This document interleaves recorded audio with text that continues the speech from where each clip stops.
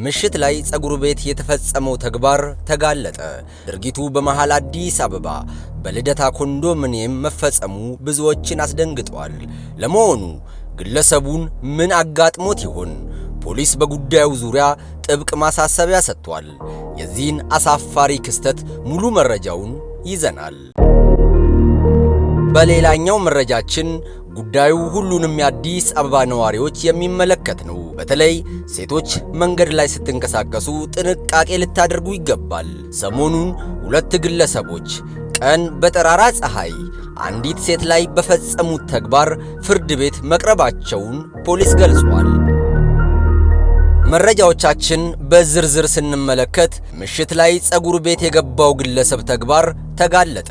ድርጊቱ በልደታ ኮንዶሚኒየም መፈጸሙ ተገልጿል። የንብረቱ ባለቤት በራሴው ስህተት ጉድ ተሰራው ሲል ተናግሯል። የጸጉር ቤቱ ባለቤት ቀን ሲሰራ ውሎ ምሽት ላይ ጸጉር ቤቱን ዘግቶ ወደ መኖሪያ ቤቱ ይሄዳል። ምሽቱ ነግቶ ጠዋት ላይ እንደ ማንኛውም ቀን የተለመደ ተግባሩን ለማከናወን ወደ ጸጉር ቤቱ ሲመጣ ግን ፈጽሞ ይሆናል ብሎ ያላሰበው አንዳች ነገር ገጠመው። የተመለከተው ማመን አልቻለም። በሆነው ሁሉ ግራ ተጋባ። ክስተቱ የአካባቢውን ህብረተሰብ ያስደነገጠ ነበር። እጅግ በጣም አሳዛኝ አጋጣሚ ነው። ለዘመናት ደክሞ ያፈራው ሁሉ በአንድ ሌሊት እንዳልነበረ ሆነ።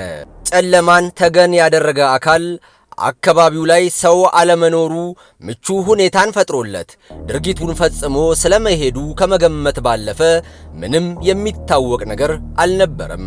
በራሴ ስህተት ጉድ ተሰራው ሲልም ግለሰቡ ይናገራል። ጠበቃ አለመኖሩ ነው። ጠበቃ ቢኖር ኑሮ ይሄ ባልተደረገ ነበር። ካሜራም ነበር። ካሜራው ምንም ደግሞ ወስዶታልና ጠበቃ ኃላፊነት የሚወስድ ጠበቃ ቢኖር ይሄ ሁሉ ባልተደረገብን ነበር። ፖሊስ በጉዳዩ ዙሪያ ከግል ተበዳይ የደረሰውን መረጃ መነሻ በማድረግ ክትትሉን ወዲያው ይጀምራል። ድርጊቱ እንዴትና በማን ሊፈጸም ቻለ? ይህን መልስ ያላገኘ ጥያቄ ለመመለስ ከፍተኛ ጥረት ሲያደርግ የቆየው ፖሊስ በመጨረሻም ጨለማው የደበቀው እኩይ ተግባር በሙሉ ሊጋለጥ ቻለ። የስራ ቦታው መስታወት ሰብሮ በማግባት ከቤት ውስጥ የተለያዩ የውበት ሰሎን እቃዎች፣ አንደኛ 24 ኢንች ቴሌቪዥን፣ 4 የሴቶች የጸጉር ማድረቂያ እንዲሁም 7 ፍሬ የሴቶች መተኮሻ እንዲሁም 10 ፍሬ የጸጉር ካውያ፣ 2 የሆነ የደህንነት ካሜራ እንዲሁም አይፎን ሞባይል ዋጋ 12000 ብር ማውጣ በአጠቃላይ የንብረቱ ዋጋ ግምት 186500 ብር የሚወጣ ንብረት ሰርቆ ተሰውረው በደረሰን ወንጀል አቤቱታ መሰረት ቦታ ድረስ ሄደን ምርመራ በማጣራት ስውር አሻራ አግኝተን ስውር አሻራን በፌደራል ፖሊስ ፎረንሲክ ሊክን ስናስመረምር የተጠርጣሪ መሆኑን አረጋግጠን ተጠርጣሪውን በሰነድና በሰው ማስረጃ አረጋግጠን ክስ ተመስርቶበታል። በከተማችን ጸጉር ቤቶች ላይ በተደጋጋሚ ተመሳሳይ ወንጀል እየተፈጸመ ሲሆን ከዚህ ቀደም አየር ጤና አካባቢ ከአንድ የሴቶች ጸጉር ቤት ውስጥ በርካታ ንብረት የዘረፈው ግለሰብ በፖሊስ መያዙን መዘገባችን ይታወሳል።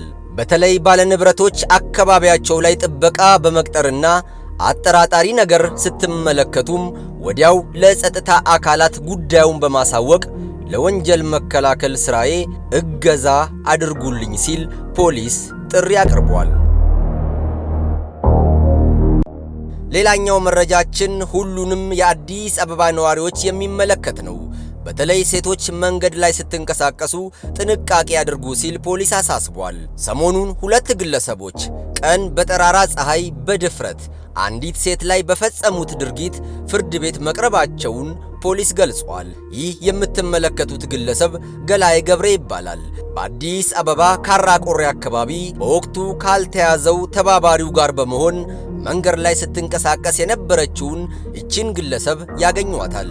ወዲያው ከኋላዋ መከተል ይጀምራሉ። በወቅቱ እሷ ምንም ይፈጠራል ብላ አልገመተችም ነበር።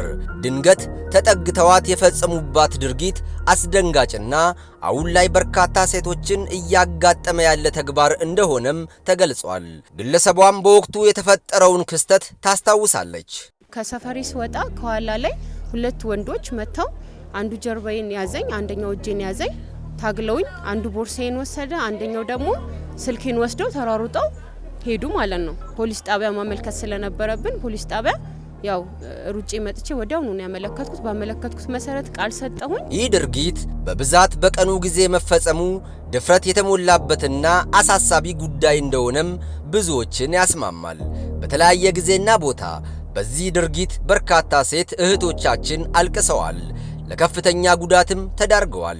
ችግሩ አደገኛ በመሆኑ የተለየ ትኩረትና ጥንቃቄ ቢፈልግም እስካሁን ግን ማንም አካል ቦታ የሰጠው አይመስልም።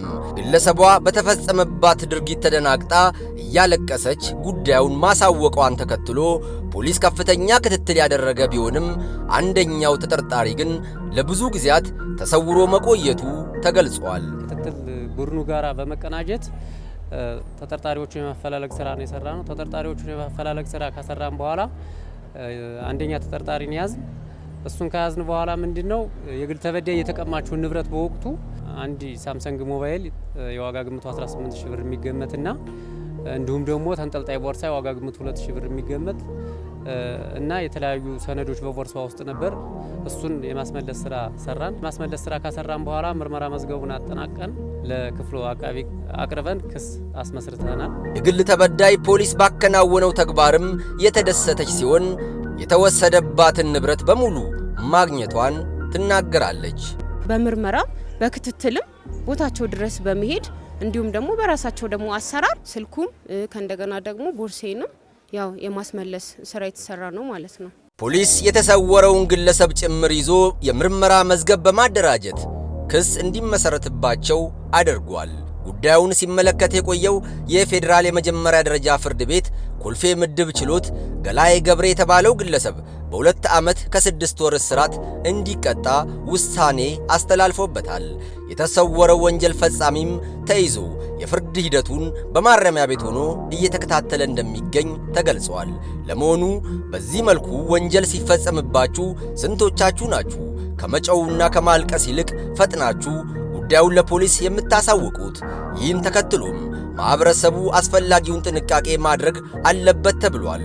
ሁላችሁም ድርጊቱ የተፈጸመባት ይቺ ግለሰብ ከምታስተላልፈው መልእክት በመማር ራሳችሁን ልትጠብቁ ይገባል። መጀመሪያ ከህብረተሰቡ ነው ሰው ራሱን ነው መጠንቀቅ ያለበት፣ ራሱን ነው መጠበቅ ያለበት። ተሰርቀው ከሆነ ደግሞ ትክክለኛ መረጃ ይዘው መጥተው ለሚመለከተው አካል ለፖሊስ ጣቢያ በመለከቱ ትክክለኛ መፍትሄ የሚገኝበት እኔ አንዷ ምሳሌ ነኝ ማለት ነው። ህብረተሰቡ አንድ የወንጀል ድርጊት ሲፈጸምበት ወደ ፖሊስ ጣቢያ ቀርቦ አመልክቶ ያ ንብረት በፖሊስ ጥረት የሚመለስለት መሆኑን ግንዛቤ ማግኘት መቻል አለበት። የሚዲያችን ቀዳሚ ተግባር እናንተን ከክፉ ድርጊቶች መጠበቅ ነው። በየቀኑ ከፖሊስ የተገኙ ያልተሰሙና አስፈላጊ የሆኑ መረጃዎችን ለጥንቃቄ እንዲሆናችሁ ያለመታከት እናደርሳችኋለን።